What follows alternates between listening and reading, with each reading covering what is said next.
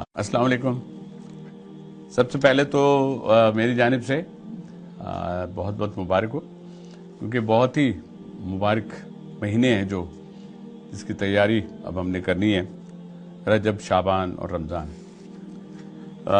ईद तो फिर लाजिम है कि जब ये 3 माह गुजरते हैं तो फिर हमको अल्लाह पाक ने तोहफे के तौर पे ईद हमें दी है ताकि उसको मनाया जाए और पूरी दुनिया में तमाम मुसलमान, बल्कि मुसलमान क्या, हमने तो बहुत से लोगों को देखा है जो कि अगर कंबाइंड फैमिलीज़ रहती हैं या दीनदार लोग भी हैं और दूसरे लोग भी हैं, वो भी इंजॉय करते हैं। अल्लाह ने ये जो तोहफे हमें दिए हैं, ये इन तोहफों में जिस तरह हम कहते हैं ना कि हमारे एग्ज़ाम की तैयारी होती है, जैसे हमें आखिरत में जो कुछ मिलेगा उसमें हमारी तैयारी है, ये भी एक प्रिपरेशन है जिसमें जैसे एग्ज़ाम होते हैं ना, 3 तरह के एग्ज़ाम होते हैं, 3 स्टेप में होते हैं, प्रीलिमिनरी, सेकेंडरी, उसके बाद फाइनल एग्ज़ाम। इसी तरह ये भी है, रजब है, शाबान है, फिर रमज़ान। आज हम इस टॉपिक पे बात करने का असल मकसद ये है कि रजब जो आ रहे हैं, रजब के महीने से हमारे हुज़ूर पाक सल्लल्लाहु अलैहि वसल्लम के अगर हवाले से हम बात करें, हमारी खुशकिस्मती कि हम उस उम्मत में से हैं और उस उम्मत में अपने आप को बहुत खुश नसीब समझते हैं, तो हम क्यों नहीं उनको फॉलो भी तो करते हैं। हम सुन्नत के कितने अमल हैं जो हमारे पार्ट है, हमारा पार्ट ऑफ लाइफ है, हमारे दीन का हिस्सा है। तो हुज़ूर पाक सल्लल्लाहु अलैहि वसल्लम भी इन माह की तैयारी करते थे पहले से, और उस तैयारी में सबसे बड़ी बात तो वही है कि अल्लाह के लिए जो कुछ हम करते थे, अल्लाह के लिए करते थे। अल्लाह पाक ने हमें इस दुनिया में उतारा और हम खुशनसीब हैं कि एक मुसलमान हैं हम, और एक मुसलमान घर में पैदा हुए, और हुज़ूर पाक सल्लल्लाहु अलैहि वसल्लम जो आखिरी नबी हैं, हम उस उम्मत में से हैं।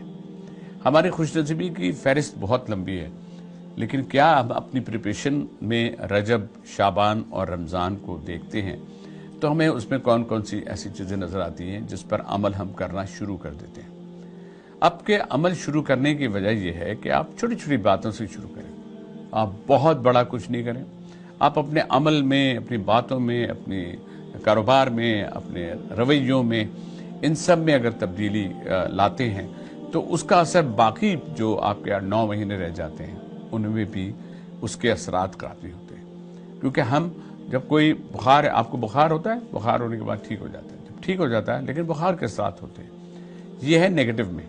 लेकिन अच्छाई के ये है कि आप में एक आदत पड़ जाती है। जैसे रमज़ान में जो आदत पड़ती है तो आपको लगता है कि रमज़ान के बाद भी लगता है कि अरे सुबह उठना है, अरे अब सहरी का वक्त होगा।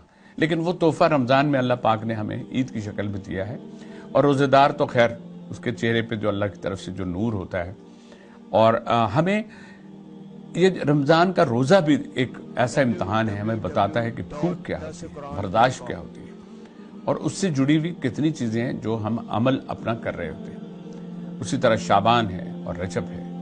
इन महीनों की बरकतों के लिए हमारे पास एक सबसे पहली अपॉर्चुनिटी तो ये है कि हम इसमें पाबंदी करें, अपनी नमाज की पाबंदी करें, अपनी नेकियों को बढ़ाने की पाबंदी करें। आपका वो लेवल जो है ना, आपके पास एक बॉक्स है जिस बॉक्स में आपकी नेकियां जमा हो रही है, उनको आप रजब से शुरू करें तो रमज़ान तक, और फिर रमज़ान वाले महीने में तो अल्लाह पाक का एक एहसान है कि 70 टाइम्स आपको मिलेगा। तो 70 गुना के लिए तो कारोबार करता है आदमी। जब हम 12 महीने कारोबार करते हैं तो ये 3 महीने का कारोबार हम अल्लाह पाक से क्यों ना करें। और अल्लाह तो जो हमें देगा, अल्लाह तो हमें वैसे ही नुक्ता नवाज है। तो रजब और शाबान और रमज़ान के लिए आपने क्या तैयारी की है, और अगर नहीं की है तो बदलें अपने आप को, ले आएँ अपने अमाल, ले आएँ अपने बर्ताव, और ले आएँ अपने उस सुबह से शाम को उससे जोड़ दें जो हमारा दीन हमें कहता है। नमाज की पाबंदी हमारे लिए एक इतना बड़ा अच्छा एक अमल है जो हमें खुद बार बार बताता है कि हम अल्लाह के बंदे हैं, परवरदिगार तेरी तरफ ही हमको आना है। लेकिन हम नमाज भी पढ़ते हैं तो हमसे बहुत सी कोताहियाँ होती हैं, हमारा ध्यान कहीं और ही लगा होता है। लेकिन उस मालिक का देखें कि वो हमें अगर दूसरी एक नमाज के बाद दूसरी नमाज का मौका देता है तो ये उस मालिक का बहुत बड़ा एहसान है कि हमें एक के बाद दूसरा, दूसरे के बाद तीसरे की अजान से इस बात की गवाही है कि जी आ जाओ फिर नमाज की तरफ, आ जाओ फिर, हय्या अलस सलाह, हय्या अलल फलाह, हय्या अलस सलाह, हय्या अलल फलाह को हम सुनते हैं और हम इग्नोर कर देते हैं। फिर हमें याद आता है, फिर बात होती है, फिर हम फिर नमाज की तरफ दौड़ते हैं। हमारा जमात से नमाज पढ़ना, हमारा नमाज पढ़ना, हमारा अच्छे और नेक अमल करना, नमाज के तो वक्त मुकर्रर हैं जो, लेकिन जो 24 घंटे के अमाल हैं ان अमाल में और कौन सी नेकियां हों जिनमें हम इजाफा करेंगे, जो हम बढ़ाएंगे, जो हमारे इन महीनों में जब काउंट होगी तो हमें उसका सिला कहीं ज़्यादा मिलेगा। आप ये ना समझे बहुत सी अच्छाइयाँ आपको फौरन नहीं मिलती, कुछ नेकियां आपको अपनी औलाद और साले औलाद की शक्ल में मिलती हैं। कुछ नेकियां आपको उससे जुड़े हुए अपने उन गरीब रिश्तेदारों की अगर आप हेल्प करेंगे, इन माह में करेंगे, तो आप समझे अपनी नेकियों में बहुत ज़्यादा इजाफा करेंगे।